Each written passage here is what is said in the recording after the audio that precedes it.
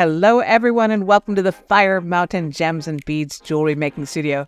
My name is Rose. Please like, share, and subscribe so we can make you lots of videos. Today I want to talk about looming. We have a great video on how to warp a loom, but today I want to show you actually how to do the looming. Get our email newsletter for beading news, sale announcements, new product announcements, and more. Link is in the description below. We've got these beautiful loom bracelet and this necklace. I'm going to move those out of the way so I can bring my loom over here. This is a nice, simple, inexpensive little loom. Super easy to work on. First of all, we have a video on how to warp them, and I've already warped this loom.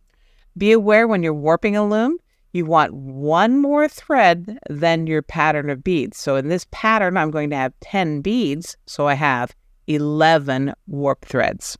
And I'm also using a looming needle. This one is longer than your average needle. I think this one's over 3 inches long because we want to hold our beads on the needle while we're working. So to actually do the looming, now that we've got it warped, we're going to pick up the beads for our pattern. I'm going to use 1 blue and I'm going to use 8 whites. I'm going to pick all of them up. They're all going to be on the needle.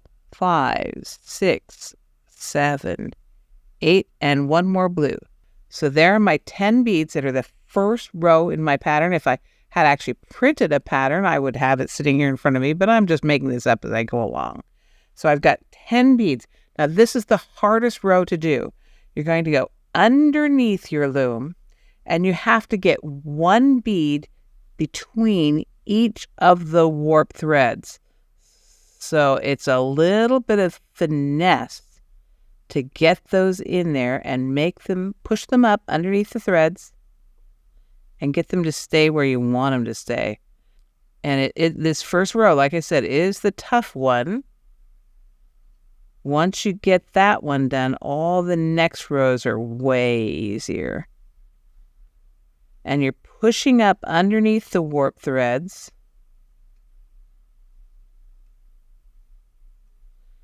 To make sure that 1 bead goes between each one of the warp threads, and they'll kind of hold themselves.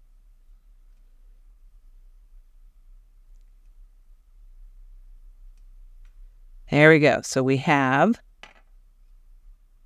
1 thread between each of the beads, and I push those up pretty firmly. Are we centered so you can see how I've got 1 thread, 1 bead, 1 thread, 1 bead. Now, while I'm holding my finger underneath all of this, I'm going to pull the needle through very gently. I don't want to dislodge those beads. And once my thread is free so I can use it again, I'm going to go back through the beads, and I'm going to be very, very careful to go on the upper surface of the bead. Let's see if I can even rotate it a little bit to show you how I'm going to hit the upper surface of the bead so that my needle goes over the top of the warp threads. That is super important because you've got 1 weft thread. Those are the sideways threads. 1 weft thread is going under the warp, and now we're going to do another weft thread over the warp. And that's what locks those beads in place. And then we can pull all of this through, and these are permanently locked in position. You can slide them up and down your loom, and they are in position. Ta-da! That's 1 row of your pattern. Let's do the second row just to show you how much easier it is now that you've got the spacing nicely established here. I'm going to pick up a white, a blue, some more whites, 3, 4, 5, 6, 7. Is that the right number? 1, 2, 3, 4, 5, 6, 7, 8. No, I only want 6 whites. 1, 2, 3, 4, 5, 6. A blue and a white. This is my problem with not having a pattern. I'm just making it up. And see how they just sort of slide right into place. So I've come under the warp. I'm going to press these beads up with 1 bead between each thread. I can roll it back and forth.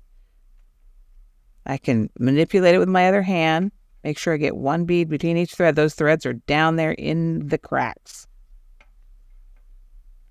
Right down there in the cracks. Right down there. And then pull that needle through.